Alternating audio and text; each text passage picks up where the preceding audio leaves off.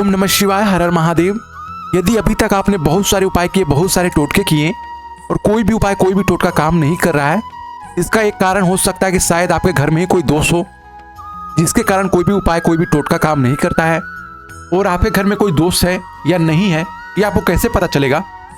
यदि आपके घर में कोई व्यक्ति हमेशा बीमार ही रहता है, दवा और डॉक्टर का पीछा ही नहीं छूट रहा है, या आपके घर में लक्ष्मी नहीं आ रही है, लक्ष्मी नहीं टिक रही है, यदि आपकी नौकरी नहीं लग रही है, व्यापार नहीं चल रहा, 2 दिन चलता है 2 दिन नहीं चलता है, बहुत प्रयास करने के बाद भी आपको नौकरी या व्यापार में सफलता प्राप्त नहीं हो रही है, या कोई भी ऐसा जरूरी काम है जिसमें आप चाहते हैं सफलता प्राप्त करना लेकिन सफलता आपको नहीं मिल रहा है, या उस घर में हमेशा आपके साथ बुरा ही होता है, आप अच्छा करने भी चाहते हैं तो आपके साथ बुरा ही होता है, या उस घर में मंगल विवाह नहीं हो पा रहा, शादी नहीं हो पा रही है, शादी में हमेशा कोई ना कोई रुकावट आ जा रही है, या आपके घर में कोई भी मंगल कार्य नहीं हो पा रहा है, तो समझ जाइए आपके घर में वो दोष है। आप ये सभी के लिए इस उपाय को कर सकते हैं। इस उपाय को करने के लिए सबसे पहले आपको लेना है कोई भी एक पात्र। आप कोई भी एक कटोरी ले सकते हैं या कोई भी एक थाली ले सकते हैं। कटोरी लेने के बाद आपको लेना है बेलपत्र, और ये बेलपत्र मात्र आपको 11 पीस लेना है। बेलपत्र लेने के बाद आपको लेना है समी पत्र, और ये समी पत्र भी आपको 11 की संख्या में लेना है। समी पत्र लेने के बाद आपको लेना है गन्ना, और इस गन्ने को लेने के बाद इसे अच्छी तरह से छील दीजिए।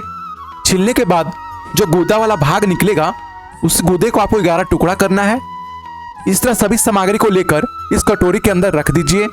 सभी सामग्री को इस कटोरी के अंदर रखने के बाद इस कटोरी को लीजिए और माता त्रिपुरा सुंदरी का नाम लेते हुए, उनसे अपनी कामना करते हुए इस कटोरी को अपने घर के किसी भी कोने में रख दीजिए। आप इस कटोरी को अपने घर में किसी भी स्थान पर रख सकते हैं, चाहे वो बेडरूम हो, किचन हो, या आपका पूजा घर हो, या आपका हॉल हो।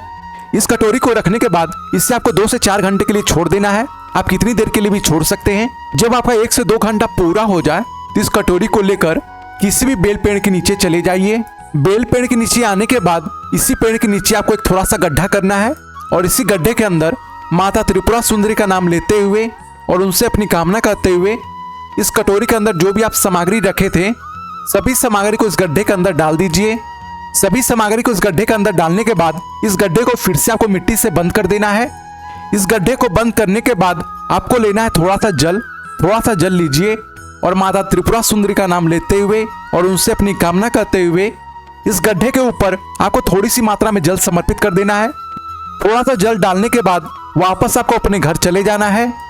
जब वापस अपने आप घर चले आएंगे तो घर आने के बाद जब आपका 3 दिन पूरा हो जाए, जैसे मान लीजिए आप इस उपाय को सोमवार के दिन कर रहे हैं, तो सोमवार आपका पहला दिन होगा, मंगलवार आपका दूसरा दिन होगा, और बुधवार आपका तीसरा दिन होगा। ये तीनों दिन को छोड़कर चौथे दिन आपको गुरुवार के दिन उसी पेड़ के नीचे वापस आपको चले जाना है।